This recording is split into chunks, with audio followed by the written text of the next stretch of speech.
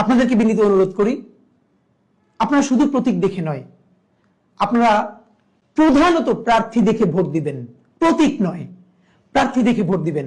আপনার এলাকায় কারা নির্বাচন করছেন আপনি সবার প্রোফাইল নিয়ে একটু ঘাটুন। বিএনপির কে, জামাতের কে, এনসিপির কে, স্বতন্ত্রকে, সবার উপর একটু আধা ঘন্টা সময় দিন।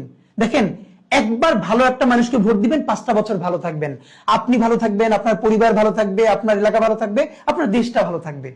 আর আপনি যদি ভুল সিলেকশন করেন, আমরা কেউ ভালো থাকবো না।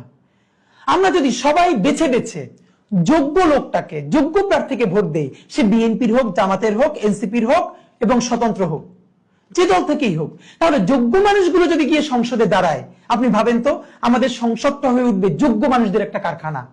তুমুল ঝগড়া হবে, বিতর্ক হবে যোগ্য মানুষদের সাথে পলিসি নিয়ে। সেখানে কেউ যাত্রা করবে না, আর কেউ গান গাইবে না জনগণের পয়সায়, সংসদে নাটক করবে না, যাত্রাপালা করবে না।